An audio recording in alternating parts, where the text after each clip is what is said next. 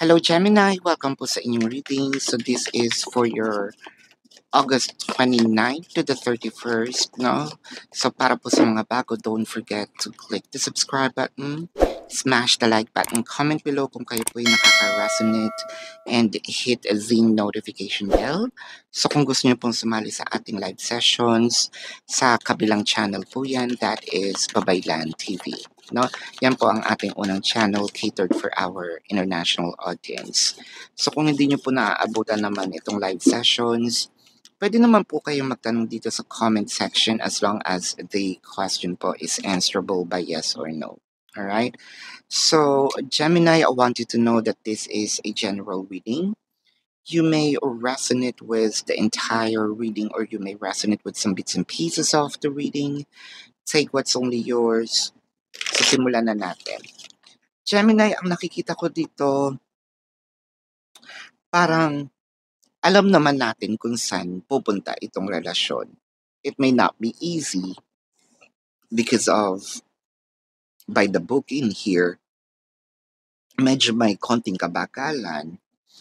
But, let's say sabihin natin, dumadaan tayo sa tamang process, no?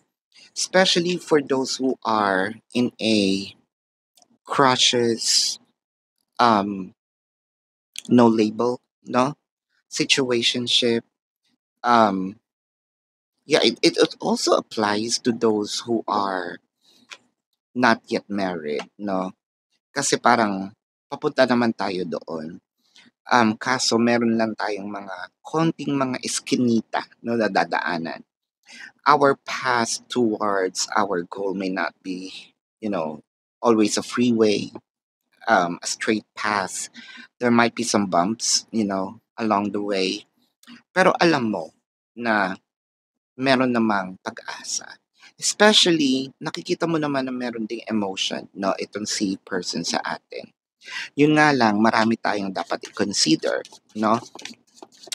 For a few numbers of you, this could be a secret relationship. For a few numbers of you, the reason being is because of an LGBTQIA plus no relationship, and some of those taboos no na pwede nating i-discuss dito.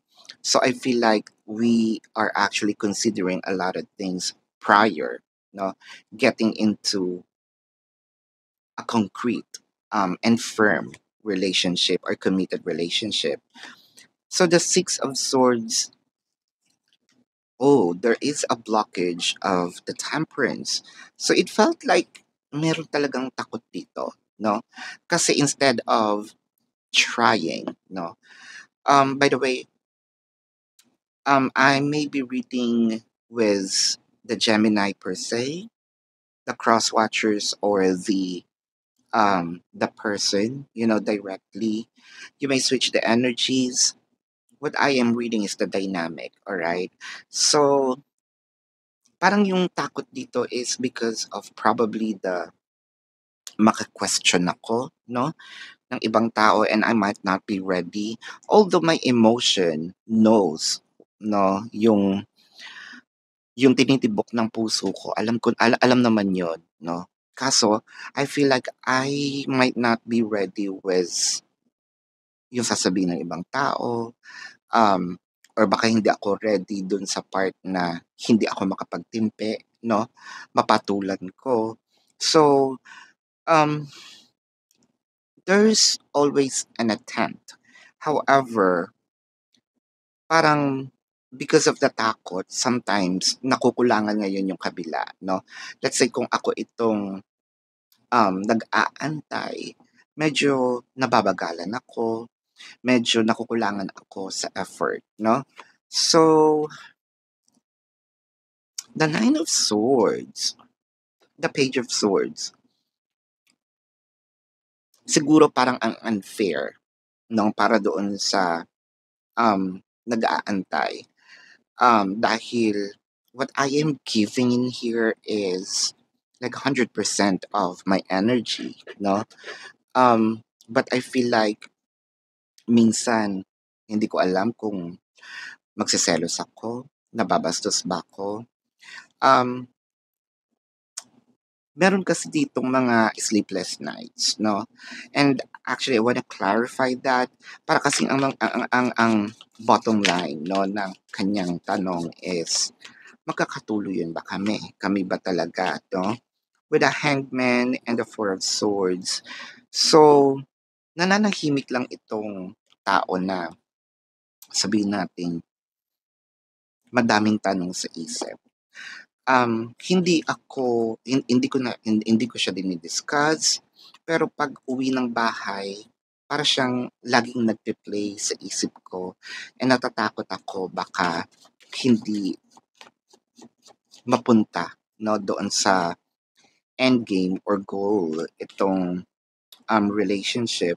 With the Nine of Wands and the Justice in here, I think na kung sino man ito 'no, na nag-iisip ng malala, this is more of overthinking because the Justice card in here, you know, dadating yung part na enough is enough. Puwedeng sabihin din ito ni person na enough is enough, hindi ko na rin mapipigilan itong sarili ko, hindi ko na rin mapipigilan na, hindi ipaglaban 'no, itong si person.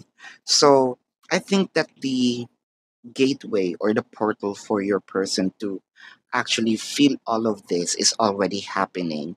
I can see here that there's something gonna happen by this September, especially by November. Um, I don't know. This could be an event, no? But there's I feel like there is pag-amin or communication. So with the hangman,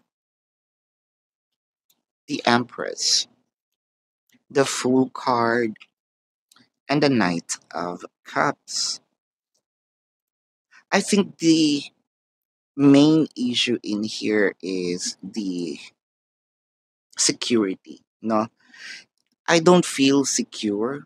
Alam ko mahal ako, yes. Nandun tayo sa part na alam ko mahal ako. But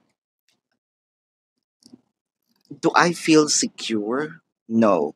Probably there's also some age gap in here. No. Um it may be a May December love affair. It might not be. Pwedeng konti lang din naman yung lamang, no?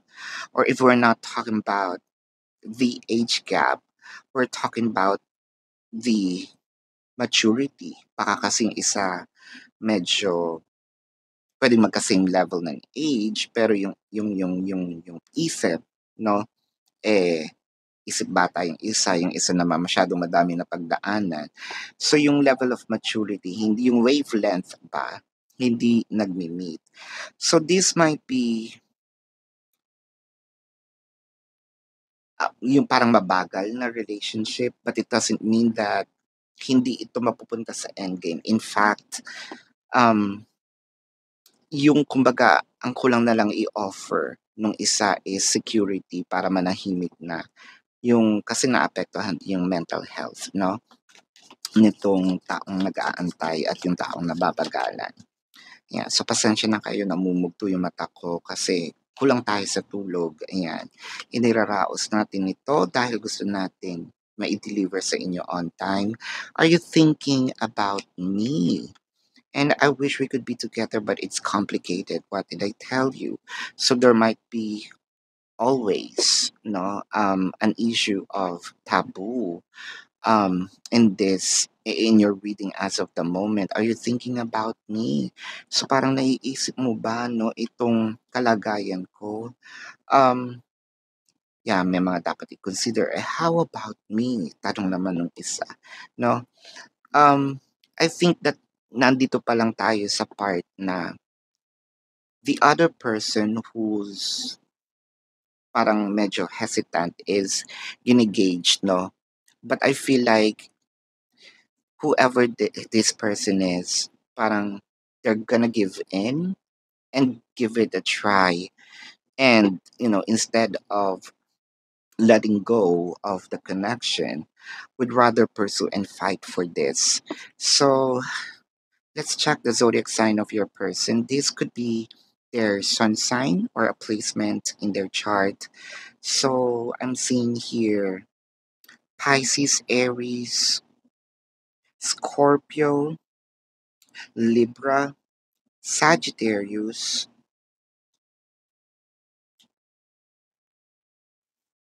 Leo. Yeah, so this is your reading. No, Gemini. Again, for those of you who's new to the channel, don't forget to click the subscribe button, smash the like button, comment below kung kayo po yung nakaka-resonate, and hit the notification bell. Kung gusto niyo pong sumali sa ating live session sa kabilang channel po yan, that is Babaylan TV. No? Kung hindi niyo naman po maabutan yung live sessions, pwede naman po kayo magtanong dito sa comment section as long as the question po is answerable by yes or no. And Gemini, kilalang-kilala niyo po inyong sarili. So kung feeling niyo hindi naman po kayo masasatisfy, no, sa yes or no na sagot, dumiretso na po kayo doon sa ating description box. Nandun po yung link ng aking website. So pag kiniklik niyo yon, no, you're gonna be routed to my website. Nandun po yung name, number, for your reference. The QR codes is also there. Pero pakiusap lang po, wag kayong tumawag, no. I placed my number, for transaction, no. Kasi po iba po yung aking body clock. So baka po tulog ako, hindi ko rin kayo ma-entertain, or baka katulad nito, nagvi-video maantala, no? Kaya marami po kayong ways on how to contact me, no? That is through email, messenger, inboxes, no? Sa question form, yan. Pero, yung mga unexpected calls po, I think that it's you might want to message me first prior calling kasi, we have etiquettes naman. So, wag po tayo basta-bastang nagko-call, Um, so you might wanna check those QR codes, and they are labeled, no? Nandun po yung how much per question. I also created 4 questions plus 1. So, discounted na yung 4 questions, and then may libre pang isa. So take advantage of it. If you want to book a private reading, pakihanap na lang po sa QR code, no? Nandun naman po yung details. And Gemini, kung hinahanap niyo po itong mga readings about exes, nilipat ko po siya sa Facebook. So, meron po tayong mga video sa Facebook na hindi po pinopost dito sa YouTube. So, you might wanna check on it. Kung hindi nyo po mahanap, dun po sa loob, no, ng question form, makikita nyo na may mga icons dun ng social media accounts. So, let's say, click nyo yung Facebook icon or Facebook logo, didiretso na kayo doon sa Facebook, no? Or TikTok, Instagram, what have you. So, Gemini, this is your reading. Love and light to you. Namaste. See you po sa susunod na reading.